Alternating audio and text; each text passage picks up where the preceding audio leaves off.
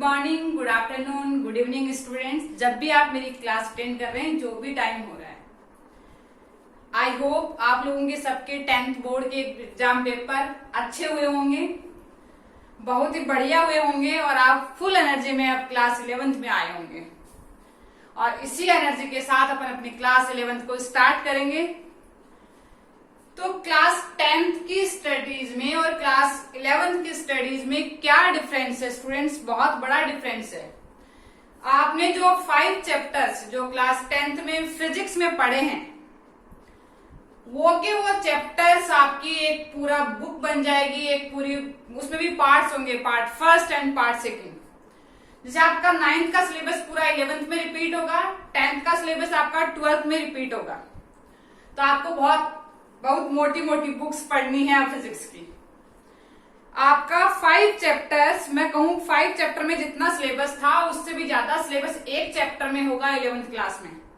तो क्या इतनी बड़ी 11th क्लास होने वाली है? हाँ स्टूडेंट्स, कंसेप्ट वाइज और न्यूमेरिकल वाइज सिलेबस बहुत बड़ा है आपका फिजिक्स का। और फिजिक्स ऐसा नहीं है कि आपने बायोलॉजी ली है या आपने मैथ्स ली है तो आपको फिजिक्स पढ़नी नहीं पड़ेगी। चाहे आपने बायोलॉजी ली हो, चाहे आपने मैथ्स ली हो, फिजिक्स और केमिस्ट्री कंपल्सरी सब्जेक्ट हैं, ये आपको पढ़ने ही पड़ेंगे। और फिजिक्स को बर्डन लेके नहीं पढ़ना है स्टूडेंट्स। तो मैंने अभी भी कहा है कि कंसेप्ट वाइज और न्यूमेरिकल वाइज बहुत बड़ा सिलेबस है। तो न्यूमेरिकल्स का मतलब होता है मैथ्स, और इसके लिए आपको बेसिक मैथमेटिक्स आनी जरूरी है। ऐसा नहीं है कि आप बेसिक मैथमेटिक्स का मतलब उसकी बात कर रही हूँ कि सर्कल की सर्कमफेरेंस क्या होगी, एरिया क्या होगा, वॉल्यूम क्या होगा, डेंसिटी क्या होगी, ये सारी मैथ्स आपको आती है क्योंकि आप 10th स्टैंडर्ड तक पढ़ के आए हो। लेकिन कुछ मैथमेटिकल टूल्स हैं नए अपने, जो कि सिर्फ 11th से ही स्टार्ट होते हैं, और वो मैथमेटिकल टूल्स हैं आपके फर्स्ट है डिफरेंशिएशन। फर्स्ट मैथमेटिकल टूल मैं आज स्टार्ट करने जा रही हूँ, डिफरेंशिएशन। तो ये आया कहां से और ये क्या चीज है वो देखेंगे सबसे पहले। तो सबसे पहले मैं बात करूं, एक वाई और एक्स एक्सिस ग्राफ है आपका, ये आपकी एक्स एक्सिस है और ये आपकी वाई एक्सिस है। अगर एक ग्राफ प्लॉट किया तो इन दोनों का ग्राफ आया एक स्ट्रेट लाइन, और मैंने कहा कि ये एंगल थीटा है। स्टूडेंट्स गौर करना मेरी बात पे कि ये आपका वाई एक्सिस ग्राफ है, जिसकी ये ग्राफ में ये ग्राफ आ रहा है आपका स्ट्रेट लाइन, उसमें एक्स एक्सिस के साथ जो एंगल दिया हुआ है आपको थीटा दिया हुआ है। इस थीटा एंगल का ही tan थीटा। अब ये tan थीटा क्या चीज है? 6 ट्रिग्नोमेट्रिक फंक्शन है, आपने क्लास 10th में पढ़े हैं, sine theta, cos theta, tan, cot, sec, cosec.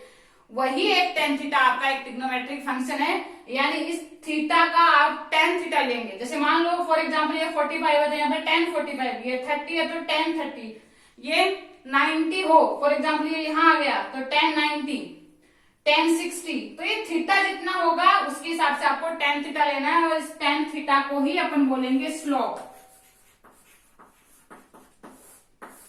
इस tan थीटा को अपन क्या बोलेंगे? स्लोप। अब अगर मैंने ये थीटा यहां नहीं लेके इस पॉइंट पे लिया होता, ये इस पॉइंट पे पॉइंट 1 मार्क कर दिया मैंने, इसको 1 मार्क कर दिया है, यहाँ पे 2 पॉइंट है, सेकेंड पॉइंट मार्क कर दिया है। मैंने मान लो पॉइंट थीटा आपका पॉइंट 1 पे लिया है, या मैंने थीटा पॉइंट 2 पे लिया है, ये भी थीटा एंगल ही होगा, ये भी थीटा एंगल ही होगा, ये भी थीटा एंगल होगा, यानी ये सारे के सारे एंगल्स इक्वल होंगे, क्योंकि आपको मैथ्स बोलती है कि 2 पैरेलल लाइंस हैं और यहाँ पे एक तीसरी लाइन इनको कट कर रही है, तो ये एंगल्स आपके क्या होंगे? इक्वल। फॉर एग्जांपल ये 45 है तो ये 45, 20 है तो 20, 30 है तो 30। तो ये एंगल्स आपके क्या होंगे? इक्वल। आप कहीं भी पॉइंट मार्क करो, आपने यहाँ पॉइंट मार्क किया तो यहाँ पे भी एंगल थीटा होगा, आपने यहाँ पॉइंट मार्क किया तो यहाँ पे भी एंगल थीटा होगा, यानी इनका सबका tan थीटा सेम आएगा, यानी इनका स्लोप क्या आएगा स्टूडेंट्स? कांस्टेंट। तो अगर इसका मेरे को tan थीटा कैलकुलेट करना हो, यानी ऐसे ग्राफ ये आपका x और y के बीच में मैंने ग्राफ प्लॉट किया है, उनका स्लोप कांस्टेंट आ रहा है, तो उनका स्लोप अपन कैसे कैलकुलेट करेंगे? यहाँ पे अपनी मैं उसी बात को वापस से बना रही हूं। तो यहाँ पे मेरा एंगल दिया हुआ है थीटा, और यहाँ पे पॉइंट 1 मार्क किया है मैंने, यहाँ पे 2 मार्क किया है, ये वाई एक्सिस है, ये आपकी एक्स एक्सिस। यहाँ पे जो पॉइंट मार्क किया है इसके कोऑर्डिनेट्स मैंने ले लिए हैं x2 y2, और यहाँ पे जो पॉइंट मार्क किया है उसके मैंने कोऑर्डिनेट ले लिए हैं x1 y1। ओके स्टूडेंट्स, अब मैं यहाँ पे इसको एक ट्राइंगल बनाना चाह रही हूँ, तो मैंने ट्राइंगल के लिए यहाँ पे एक परपेंडिकुलर बना दिया और इस ट्राइंगल को, इतने ही ट्राइंगल को मैं यहाँ पे वापस से रीड्रॉ करूंगी। तो यहाँ क्योंकि मेरे को tan थीटा कैलकुलेट करना है, तो आपका ट्राइंगल ऐसा ही है। ये आपका पॉइंट दिया हुआ है आपको कितना, x1 y1, ये आपको दिया हुआ है x2 y2, यही दिया हुआ है।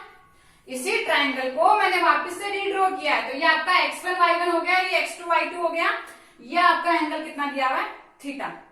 मैं यहां से tan थीटा कैलकुलेट करना चाहूं तो मेरा tan थीटा कितना आ रहा है स्टूडेंट से, tan थीटा का फॉर्मूला क्या होता है, परपेंडिकुलर अपॉन बेस। तो यहां से परपेंडिकुलर कितना आ रहा है आपका, परपेंडिकुलर क्या होगा ये, तो ये कितनी वैल्यू है आपकी ये चेक करेंगे। अगर ये y2 है तो यानी यहां से यहां तक की ये कंप्लीट वैल्यू कितनी है आपकी, y2। लेकिन इस पॉइंट पे कितनी कोऑर्डिनेट है, x1 y1, तो ये इतनी कितनी है आपकी y1, तो ये कितनी रह गई है y2 माइनस y1, क्योंकि टोटल y2 है, ये y1 है, तो ये कितनी रह गई है y2 माइनस y1। तो यहाँ पे मैंने मार्क कर दिया है y2 माइनस y1, यानी आपका परपेंडिकुलर कितना आ रहा है, y2 माइनस y1। अब अपन बात करते हैं बेस की। अगर मैं बेस की बात करूं तो मुझे ये चाहिए, तो यहां से यहां तक की वैल्यू कितनी है, यहाँ के कोऑर्डिनेट कितना है, ये x एक्सिस है, x का कोऑर्डिनेट देखेंगे, x का कोऑर्डिनेट कितना आपका x2, तो ये टोटल x2 है यहां से यहां तक की, यहाँ का कितना है x1, तो ये x1 है, टोटल x2 है, तो ये कितनी रह जाएगी आपकी x2 माइनस x1, तो यहाँ पे मैंने लिख दिया है x2 माइनस x1, तो ये आपकी वैल्यू बेस कितना आ जाएगा, x2 माइनस x1। यानी आपको किसी कांस्टेंट स्लोप वाले ग्राफ का स्लोप कैलकुलेट करना हो तो tan थीटा किसके इक्वल आएगा, y2 minus y1 upon x2 minus x1। यानी आप कहीं भी कोई भी दो पॉइंट मार्क करो, उनके y का डिफरेंस ले लो और उनके x का डिफरेंस ले लो और उनका रेशियो ले लो, तो वो आपका क्या बताएगा उस ग्राफ का स्लोप। लेकिन ये तभी वैलिड है जब आपका क्या हो, स्लोप कांस्टेंट हो। अब अगर कहानी कहते हैं कि अपना ग्राफ स्ट्रेट लाइन नहीं देके ग्राफ कुछ और दिया हुआ, स्टूडेंट्स ग्राफ इस बार क्या दिया हुआ है, ग्राफ आपका कांस्टेंट नहीं देके किसी कर्व फॉर्म में दिया हुआ है। जैसे फॉर एग्जांपल मैं एक ग्राफ प्लॉट करूं आपके सामने, ये आपका y और ये है x एक्सिस, इस बार ग्राफ दिया हुआ है ऐसा। अब इस पे अपन स्लोप कैसे प्लॉट करेंगे, क्योंकि tan थीटा निकालना है, tan थीटा ही आपका क्या होगा स्लोप। तो कैसे कैलकुलेट करेंगे आप, किसी का स्लोप निकालने के लिए क्या करते हैं, किसी भी पॉइंट पे टेंजेंट ड्रॉ करो, तो ये आएगा आपका थीटा। मैंने यहाँ पे पॉइंट लिया, यहाँ पे मुझे स्लोप निकाली, वैसे उस ग्राफ पे भी अपन ने जगह जगह पॉइंट्स लिए थे, उन पे स्लोप निकाली थी, सब जगह स्लोप एक जैसे आ रहा था। मैंने यहाँ पे पॉइंट लिया और इस पे टेंजेंट ड्रॉ किया, तो ये मेरा एंगल आया थीटा। ये दोनों इक्वल नहीं है एंगल, क्योंकि ये दोनों लाइंस पैरेलल नहीं है, कहीं भी ये एंगल थीटा नहीं है, तो इनको थीटा 1 थीटा 2 बोलेंगे। तो यानी ऐसे ग्राफ जो कि कर्व लीनियर हैं, उनके स्लोप कांस्टेंट नहीं आ रहे हैं, यानी इनके स्लोप कैसे आ रहे हैं, वेरिएबल। तो क्या इनके लिए भी अपन y2 minus y1 upon x2 minus x1 formula लिख सकते हैं किसका, स्लोप का, या नहीं लिख सकते, देखते हैं अपन। अपना ग्राफ कैसा है, ऐसा, उस पे मैंने कहीं दो पॉइंट मार्क कर लिए हैं, इसके कोऑर्डिनेट हैं x1 y1 और इसके हैं x2 y2, होंगे जरूर होंगे। और मैंने क्या किया, यहाँ पे यहां से परपेंडिकुलर ड्रॉ कर लिया और ये एंगल थीटा है। मैं उसी कहानी को यहाँ पे रीड्रॉ किया है मैंने, ये एंगल थीटा है और यहाँ पे परपेंडिकुलर ड्रॉ कर दिया है। अब ये वैल्यू कितनी आएगी आपकी और ये वैल्यू कितनी आएगी, ये आएगी आपकी, मैं यहां से बात करूं, पूरा ग्राफ है आपका ऐसे ही है, तो यहां से ये टोटल y2 था, ये y1 है, तो ये y2 माइनस y1 वैसे ही आएगी जैसे पहले कैलकुलेट की है। ये आपकी कितनी आएगी, x2 माइनस x1। लेकिन क्या tan theta equal to base upon hypotenuse upon base लिख सकते हैं अपन इसमें, कैसे लिख सकते हैं स्टूडेंट्स, ये तो कर्व आ रहा है, जबकि ट्राइंगल अपना ऐसा बनना चाहिए, ये लाइन स्ट्रेट आनी चाहिए, तब जाके अपन क्या कर पाते इसको, tan theta equal to base upon perpendicular upon base लिख पाते। लेकिन यहाँ पे ऐसा नहीं हो रहा है, ये तो क्या हो रही है, कर्व्ड ग्राफ आ रही है। यहाँ पे अगर मैं tan थीटा को ड्रॉ करना चाहती तो ये स्ट्रेट लाइन बनाती जो कि इसको कट करते हुए जाती है, यानी इसका कुछ पोर्शन बाहर रह जाता है या कुछ पोर्शन अंदर आ जाता है, डिपेंड करता है ग्राफ पे। तो इस लाइन को स्ट्रेट बनाने के लिए अपन क्या करेंगे, इस पॉइंट 1 और 2 है ना अपने लिए, इन पॉइंट्स को अपन पास पास ले जाएंगे। दोनों पॉइंट्स को जैसे ही पास करेंगे ये लाइन स्ट्रेट हो जाएगी। ये क्या कह रहे हो मैम, कैसे स्ट्रेट हो जाएंगी, कुछ समझ में नहीं आया हमें तो। ये आपका सर्कल है, इसका मैंने इतना बड़ा पोर्शन कट किया, देखो आपको कर्व लीनियर लग रहा है, लेकिन मैं अगर इतने से पोर्शन की बात करूं तो मुझे ये स्ट्रेट लाइन लग रही है, स्ट्रेट लाइन है ये। ऐसे ही मैं ये कर्व मेरा पाथ था, इसमें से मैं इस पॉइंट को यहां से उठा के इसके पास में लेके आई हूं। जैसे मैं पॉइंट को पास में लेके आ रही हूं, ये लाइन आपकी क्या बन जाएगी, स्ट्रेट, यानी ये आपका ट्राइंगल बन जाएगा। और इसमें अपन tan theta equals to perpendicular upon base का फॉर्मूला लगा लेंगे। तो अब क्या होगा, tan थीटा इक्वल्स टू आपका क्या आ जाएगा, y2 minus y1 upon x2 minus x1। यही तो आपकी स्लोप है। तो ये सेम ही कहानी होगी, पहले भी अपन ने यही पढ़ी थी, अभी भी यही पढ़ रहे हैं, जबकि उसमें कांस्टेंट स्लोप था, इसमें वेरिएबल स्लोप है। तो क्या डिफरेंस है, आपने इस पॉइंट को शिफ्ट कर दिया ऊपर, पॉइंट 1 को आप पॉइंट 2 के पास लेके गए हो, तभी तो आपकी ये स्ट्रेट लाइन बनी है। स्ट्रेट लाइन बनी है मतलब आपने y2 माइनस y1 को क्या कर दिया है, बहुत छोटा कर दिया, यानी y2 माइनस y1 ऑलमोस्ट क्या है, 0, एग्जैक्ट 0 नहीं है, लेकिन क्योंकि दोनों सेम पॉइंट नहीं बनाए, सेम पॉइंट बनाते तो ये ट्राइंगल नहीं रह क्या रह जाएगा, पॉइंट रह जाएगा। इसलिए अपन इस पॉइंट को उठा के लेके गए हैं, अपन एक छोटा ट्राइंगल बना दिया है। तो यानी y2 माइनस y1 आपका टेंस टू 0 है, एग्जैक्ट 0 नहीं है। तो यानी y2 माइनस y1 आपका टेंस टू क्या है, 0। ऐसे ही अपन इसको ऊपर लेके गए हैं, तो यानी ये जो आपकी x2 माइनस x1 थी, आपकी x2 माइनस x1 भी स्मॉल हो गई है। तो यानी x2 माइनस x1 भी आपका क्या है, टेंस टू 0। तो आपका स्लोप क्या है, y2 minus y1 upon x2 minus x1, जो कि दोनों ही टर्म क्या है, टेंस टू 0 है, 0 नहीं है एग्जैक्ट, लेकिन बहुत ही स्मॉल डिफरेंस आ रहा है इनका।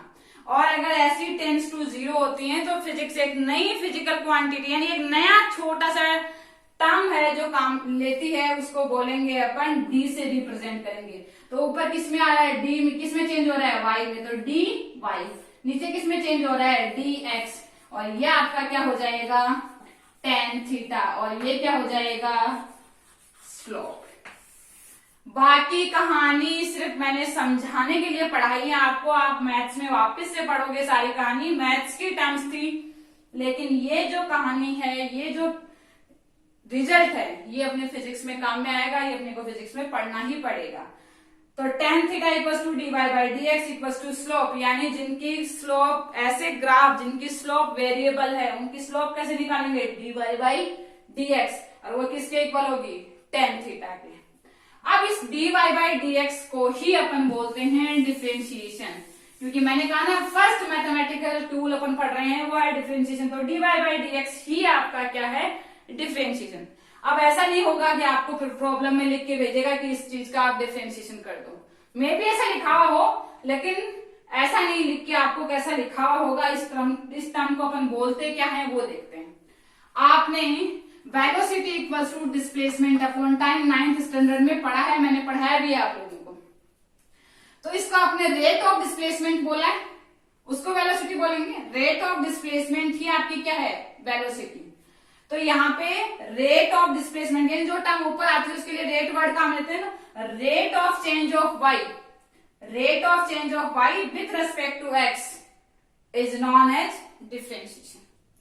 ओके, तो यही आपका जो रिजल्ट निकल के आया है वो है कि rate of change of y with respect to x is known as differentiation of y with respect to x. Okay students, तो ये आप याद रखेंगे कि dy बाई dx ही आपका डिफरेंशिएशन है। अब डिफरेंशिएशन से रिलेटेड अपने पास में बहुत सारे फॉर्मूले हैं, कुछ फॉर्मूलेज को अपन फील करेंगे, कुछ फॉर्मूलेज को अपन डायरेक्ट याद करेंगे, क्योंकि उन फॉर्मूलेज को जिन्होंने मैथ्स स्ट्रीम ली है वो मैथ्स में वापस से पढ़ लेंगे, लेकिन बायोलॉजी वाले स्टूडेंट्स को उनको याद करना है, लेकिन कुछ को अपन फील करके पढ़ेंगे। जैसे आपका फर्स्ट फॉर्मूला है कि आपको ऐसा दिया हुआ होगा y equals to constant,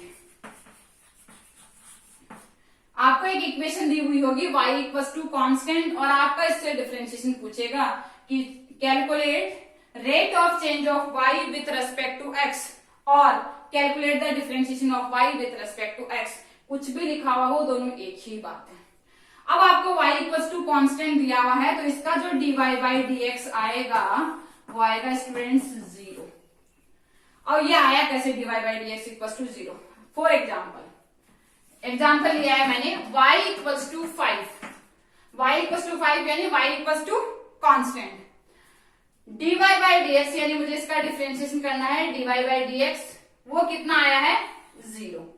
for example इसको देखें ग्राफ से, ये आपकी y एक्सेस है, ये आपकी एक्सेस है। y इक्वल टू 5 का मतलब होता है 1 2 3 4 5, y की वैल्यू 5 है, चाहे x की वैल्यू कुछ भी हो, y की वैल्यू हमेशा कांस्टेंट रहेगी, वो कितनी रहेगी 5। ये ग्राफ आपको मैथ्स में ड्रॉ करने आते हैं क्योंकि आपने 10th स्टैंडर्ड तक ऐसे ड्रॉ किए हैं।